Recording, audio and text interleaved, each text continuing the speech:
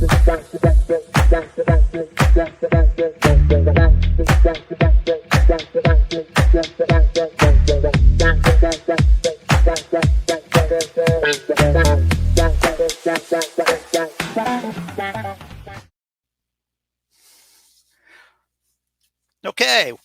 Well, this is Coach Randy Swaim, and we're welcome to the Organization Maneuverability radio show, and very honored to be here.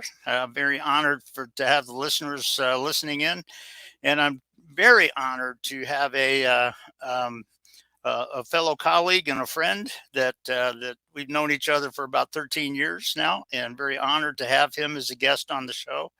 And so his name is Rubi Ho, and I'm very honored to have him here. And so what I'll do is just to introduce it. I'll let Rubi take a minute and kind of introduce himself. I know a lot about him, but I'll let him share what he would like to about his journey. I know we've both had a journey in coaching and things like that.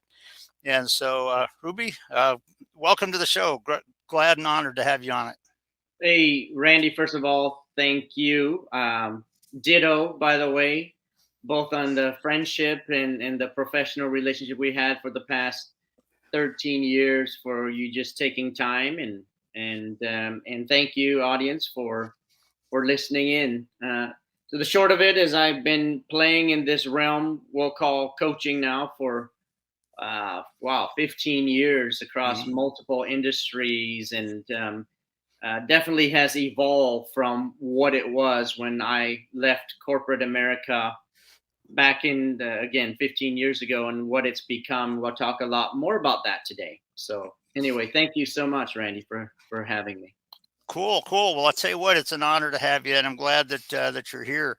And Rubi, I know you had an interesting aspect or an interesting insight that you wanted to bring with this, and I welcome you to kind of take a little bit here and kind of share it. And I know we'll be just communicating as we go, but just introduce it and share it.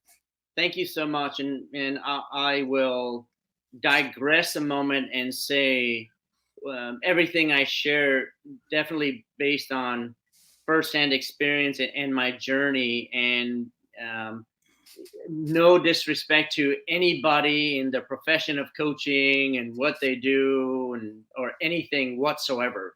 It's purely from the school of Rubi Ho here.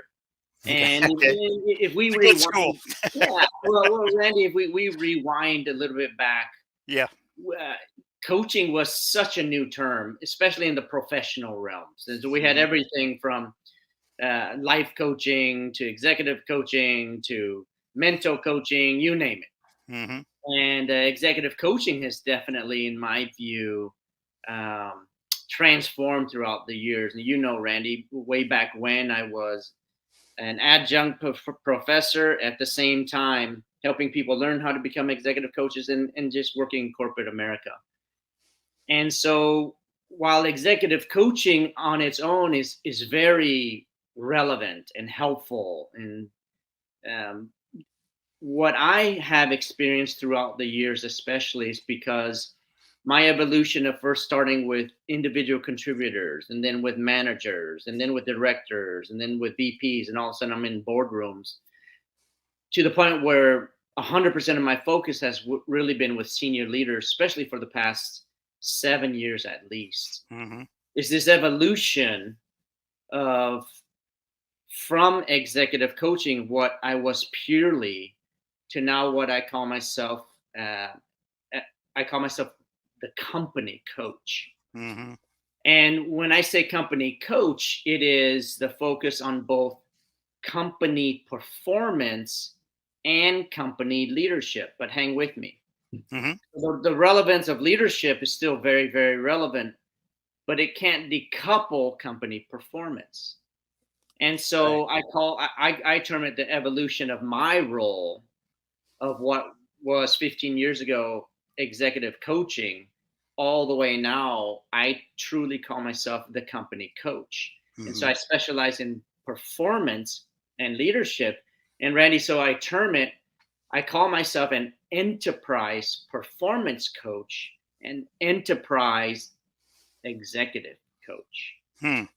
So it becomes where an executive coach can focus with the leader and what would you say skew towards behavior and communication and other areas that are not so business relevant. Mm-hmm. The company coach, which it's more me, if I'm very honest, I very skew much more towards an entrepreneurial type of mindset, Mm-hmm. CEO type of mindset.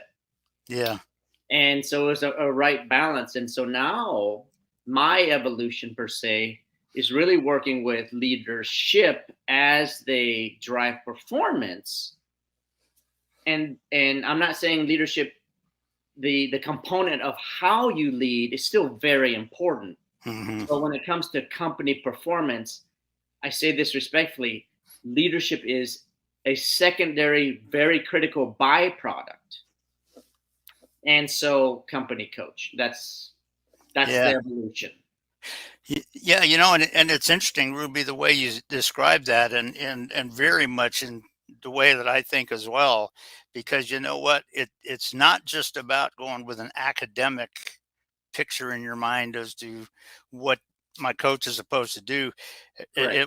As I tell people, everybody in your company, everybody that is on your team is a little different, and Well, how, you'll love this, Randy. yeah, You'll especially from you, brother, is we both know that if you're really going to be relevant, and I see their background coaching for relevance, if you're mm, really going to be relevant with these executives, they definitely want you to also have been through, in quotes, war. yeah, So if, and I know hands down, who would an executive rather work for or with? Somebody who's book smart as an executive coach or somebody hmm, who's been through war? Well, yeah, guess what? And so you carry that background like myself. And yeah. what I found at the beginning, Randy, was like, if I'm not helping them drive their performance and help them lead and just help them lead, the relatability factor, it's I don't want to be book smart with them. I want to be a That's right. partner with them, right? That's right. That's right.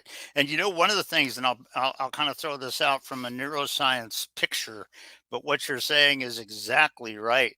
Because if you go with what a lot of people do today, where it's just the book smart kind of stuff, what happens is when you think about the way the brain works, people don't assess the situation based on what it really is right here. What their brain has a tendency to do is to just go back to rote academic comfort zones. And Right, guess what? This situation that your company is in and your team is in, and that's right, also very realistic when you're dealing with pilots, which is a lot of my right. world. And, because, not everything fits a purely rote academic thing. And Yeah, can your leader develop your team so that they can get radical results in such a situation and, correct. really And see it? So so that's very aligned with what you're saying. yeah, and so what I have found in my in that for me, I am no smarter than anyone on planet Earth. Me It's either, buddy.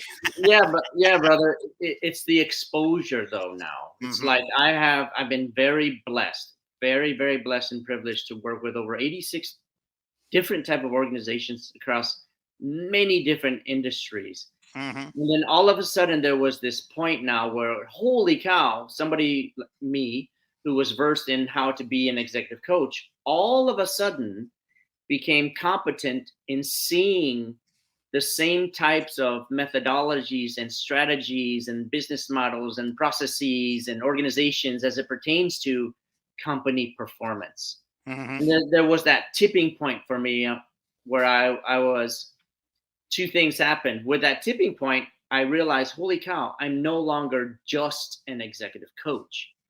I actually understand these strategic scenarios and issues. This sounds super arrogant, as much as the executives, if not Hmm. more so than them. Mhm. And it Mhm. was because of the broadened experience. Yeah, Wow. yeah. And so that's why I said I would even venture to say that if an executive coach wants to grow in their relevance, they have to show that demonstrated, and here's the key word, not book smart. That's right. They need to show the demonstrated experience because, and this really speaks to you too, man, you got to have been there, done that. Otherwise, you're just speaking from book smarts. Yeah. And And, and it, you- and they'll know, by the way. They'll and know it. And you know what? They will. And one of the things you're describing, and I'll just throw this out, it's a key aspect of leadership that is way bigger and way deeper than most people realize today. And that is this aspect of modeling for your team. You know, with what Correct. you're talking about, if you're just going to rote academic things, you're not modeling the behavior that's going to get your team Yeah. there. When they see what you're doing differently and they see the benefit of it, that they Yeah. wouldn't have seen before, all of a sudden they go, wow, yeah, let's do this. And by the way, so as you and I both knew, because we just know each other so well, and just the topic we're both very passionate and competent in, that will naturally think out loud. And here's one of them that came to mind as you're sharing this, Randy, is so two things about, you've heard the term imposter syndrome. Yep. Okay, so two things. Imposter syndrome is very real, Yes, it is. and it is also associated to not having been there, done that, by the way. Yep. And so, and again, I'm not a psychologist or therapist when I say, so how do you overcome imposter syndrome? It's actually very simple. And I'm saying this whether you're an executive coach or a company coach like me. Hmm. Do it. Go through it. Right? So Yep. once you go through enough experiences, then you no longer have to feel like you're an imposter. That's right. And so my counsel to anybody listening is, until then, you kind of do fake it till you make it, meaning you do use the book smarts. You do use the methodologies. You do use the processes, but what I would also say is be vulnerable enough to go, we're on this journey together. I want to be super clear in saying this. It doesn't Yeah. mean you can't help an executive That's right. who might have more experience than you. That's right. All that means is there's a point where, okay, I'm still learning that, but I still can be, you embrace where you are not an imposter Right. from the executive coaching front. Does that make sense what I just It, said, Randy? it totally does. And you know, it's interesting because, uh, like you said, it's walking the journey, and it's not Yeah. just doing the book smarts, but applying the book smarts, but being aware. And this is kind of one thing you're saying there, being aware of the factors that tweak in, be aware of what you weren't aware of at the beginning of it, and Yes. and how you need to apply exactly what you're talking about to learn and grow and become and make a difference in the team. Yeah. And that's huge. And you'd be surprised at how many times with pilots, and as you know, certifying and training pilots and mentoring and coaching, you know, instructors and examiners is one thing that I do on the outside here too. Yeah. But you'd be surprised at how many times I've heard an instructor say, "Well, this should have been like this," because Right. it's constantly. Well, guess what? Murphy is who he is. It always Well, isn't that.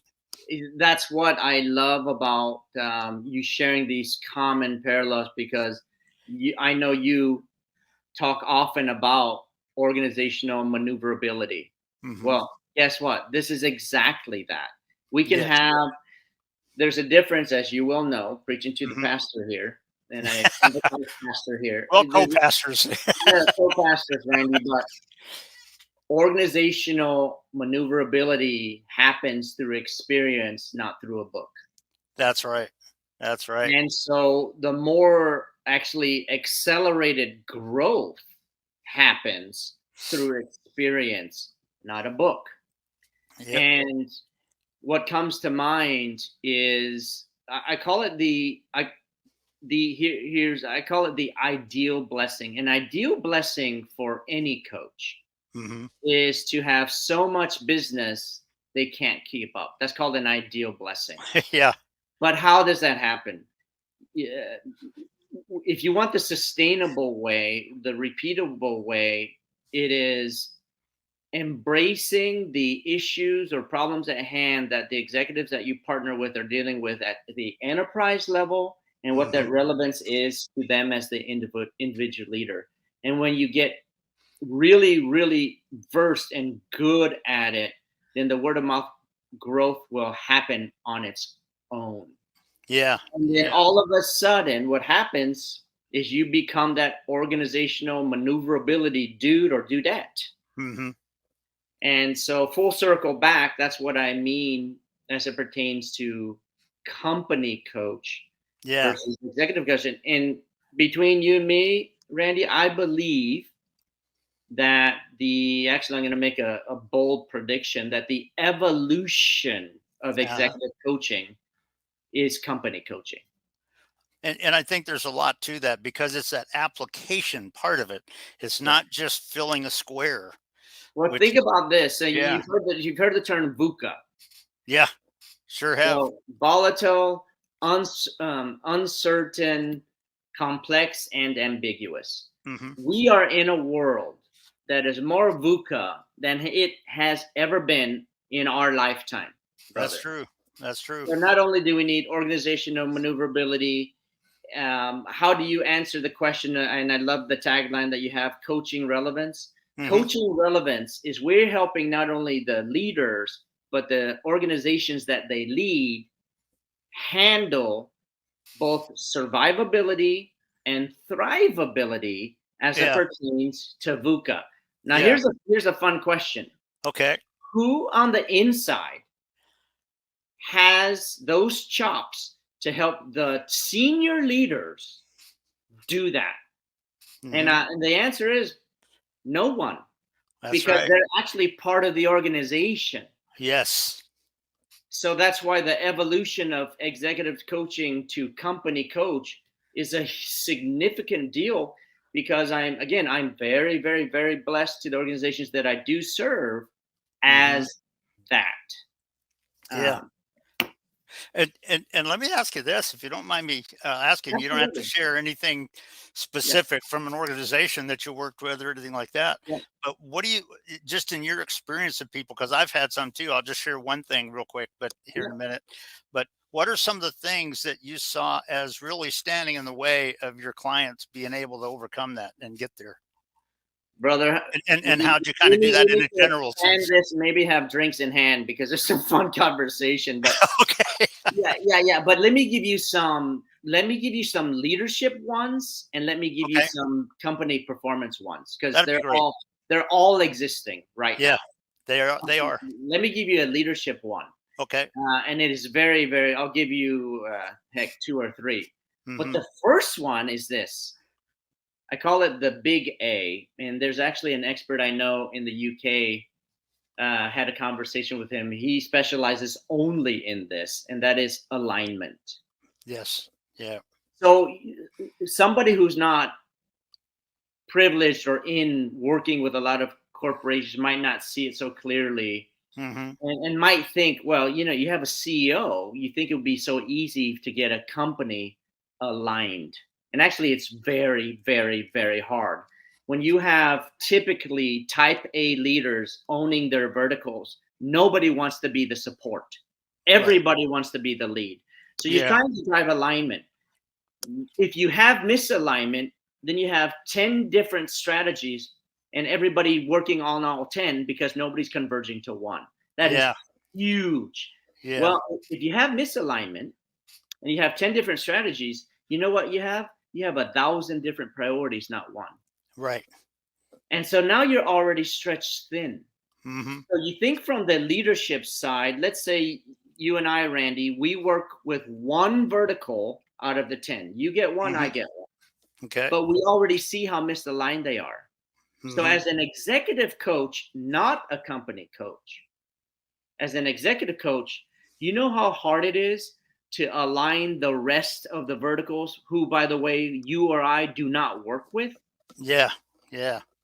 Yep. That so I saw that clear as day, and I was like, how do I morph my role so that I can handle the convergence at the company level? And so what I started doing, Randy, was I redefined who I was. Mm-hmm. So when I came on to a company, they go, well, what do you do as an executive coach? I said, well, hold on a minute. Yeah, I can do executive coaching, but actually my biggest value add Mm-hmm. is as a company coach. Yeah. Okay, so alignment is one, Yeah. which Yeah. by the way, prioritization. I often say, Randy, it's not coming up with priorities that's the problem. Right. It's prioritizing our priorities, brother. Right. Big problem, right? Okay. Absolutely. So from the business performance side, it very much marries into the leadership performance. But like here's analogous to what we do within an individual. And with me, I often talk about people's superpowers and superpower Yeah. lanes. Yeah. Well, from the business performance side, the first challenge is validating that we are actually performing within our wheelhouse, within our superpower. Mm-hmm. We are not veering away from our core superpower because that happens. Yeah. We're not veering away from our visions. We're not veering away from our strategies. We are on point with our strategies. Yeah. But once we have that firmed up and aligned to, Mm-hmm.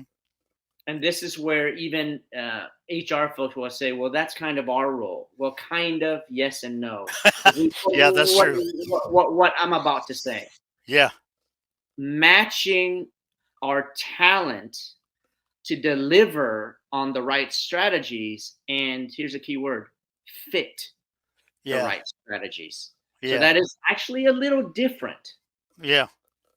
So when you combine business performance with the leadership at the company level, so those are the scenarios. So in another way of saying it, it's essentially as a chief performance and leadership officer like role. Mm-hmm. You're helping shepherd the leaders, senior leadership, and the organization to both perform, align, integrate, and grow in Yeah. leadership. That Yeah. makes sense? You know what? It totally does. And I'll just share this with what you just talked about in both directions, kind of thing. Yeah. That there's been one or two times in my career where I had to lead up to take me and Exactly. my boss Exactly. where I knew Right. we both wanted to go, and the way it Yeah. was done was very effectively. And there was one other case where I'll just kind of share this just for a minute. But when I was working over at Griffiths Air Force Base in a strategic air defense training contractor, flying jets Mhm. to support the strategic air defense folks, and the manager that was the operation was kind of struggling with some things, and I don't mean personal things. It just he wasn't effective, and everybody was going crazy. And Yeah. Yeah. the head of the organization worldwide basically gave me a call at home and asked me what I would do. And I said, well, one thing's for sure. And he said, what's that? And he said, these people need to know that when they're in our office, that's our living room. And if there's no clients involved and no military people in there, they can say anything they want to do, Yeah. say anything they want about the company, about the schedule, about whatever, and Mhm. they'll never hear about it again. And he was Yeah. like, what? What? That's different. I said, I know. He said, why do you say that? And I said, well, one of two, there's two reasons. I said, one is, and this goes a little bit about what you're talking about. I said, one is that if they feel like they're struggling or really getting into this, I Right. want them to vent it in our living room and not at Yeah. 35,000 feet where safety is Correct. critical.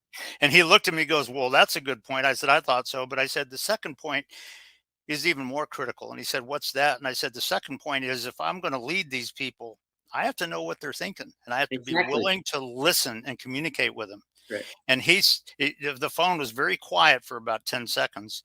And then he said, Randy, I said, yeah. He said, would you go down there and do that? And I went, what? Yeah. And he actually, not vindictively, but they let the other manager go and brought me in. And about 3 months later, they basically published a document that basically said that I took a problem site and turned it into the showcase of the company in min time because I didn't go with academic sort of leadership things. You got to kind of do what I say, but I was able to connect it in as Yeah. you said, as a company leader and manager, and connect with the people in a way that got it there. And Well, so yeah, yeah. one just one picture of kind of what you're talking about. Well, you'll love this statement, Randy. Is when the crap hits the fan, you're not looking for a book. You know what? You're right. You're right. When the crap hits the fan, you're not looking for a book. And the second thing is having the ability to storm, form, and norm real time is actually a growth in leadership for everyone. So you grow in leadership, you grow in team, you get Yep. comfortable doing that, and then there's a third thing that, and I'll be the first to say it, is that I don't care who you are. You can be the consummate, revered CEO on planet Earth, but it is very lonely at the top. And anybody who will be honest enough to hold up the mirror and be transparent will know what I'm about to say is you always want to be healthily and respectfully challenged. Why? Because sometimes you think you're questioning yourself, but if nobody's pushing back, you don't know if it's really the right call. There you go. We There you never go. know that, Randy. There you go. Sometimes we do, but there's so, remember VUCA. It's Yep. so ambiguous sometimes. You don't Yes, it know. is. But to have a healthy dude, you got my back. Do that. You got my back. Are we sure we want to do this? Yeah. By the way, even if it's the wrong call, we do it together. We pivot together. Or it may be initially what looked like the wrong call, but you know what? One day down the road, you pivot in a different direction and it becomes exactly the right strategy. And you Together, go, though. whoa, together. Yeah, exactly Together. right. Yeah. Exactly right. Yeah. Exactly right. So anyway, many things come to mind with that example. And you think about the whole theme really of today's conversation is truly how do you create organizational maneuverability for your leaders, for Hmm. your teams, for your company, for yourself. You have to continually evolve. There you And go. so, and again, I want to be super clear. Like I said at the beginning, I'm not. uh, It's executive coaching on its own is great. Yes. Yes. Some people are cut out, and I happen to be one of the some people to be a to evolve to the levels of company coach. It's Yeah. not for everyone, Yeah. but it just depends on a number of factors. One, the level of impact that you want to have. Hmm. Hmm. And if you want to get through that experience to be able to evolve to that, but they're both super valuable. I want to be super Yeah. clear in saying that, Randy. I don't want to get Yeah. anybody mad, but Yeah. truly they're very valuable, but they're very different. Yes, they are. And I'll tell you what, they're both applicable, and Oh it's yeah, amazing for for sure. sure. And Yeah, well, I'll tell you what, I know the time is getting a little bit close. A great discussion today, Ruby, and like I said, it's been. I know we've seen each other on social media and stuff, but I mean, it's a great to be with you for the first time in a long time, and maybe we'll do it again. Look forward to it. And yeah, but sure. let me ask you this: I mean, you just mentioned one or two summaries. Anything else you want to add as sort of a summary of the discussion that you'd Yeah, like to kind of pass on? thank you, Randy. I What I often say to myself is the realm of helping optimize companies and leadership is my mission field. There you go. And my message to the folks who might stumble upon this or happen to be listening or seeing is this: if that's you, in terms of helping leaders, individuals, teams evolve and grow, then the realm of the, I'll call it the spectrum of executive to company coach, it's definitely you're in the right arena. It's not Yeah. going anywhere.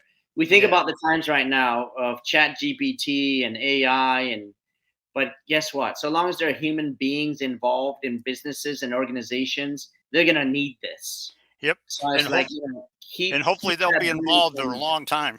Exactly, man. I have no interest helping robots, but I definitely have interest helping people. There And you I go, man. hope your listeners do too. But it is a great.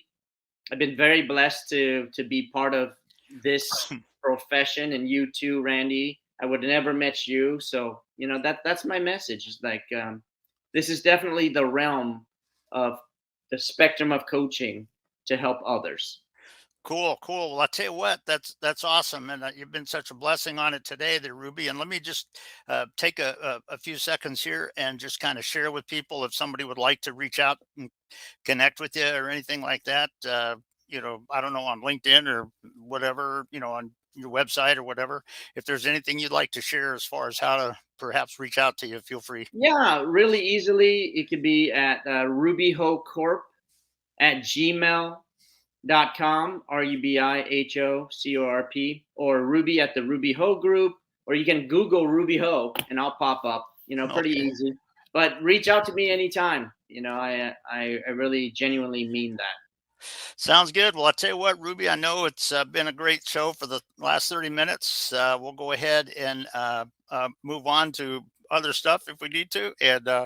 But I'll tell you what, it's just been a pleasure and an honor having you on. It's been a great to see you on the system here and all. And I know you and I will be staying in touch. Likewise, brother. Thank you. Okay. Take care. Yeah.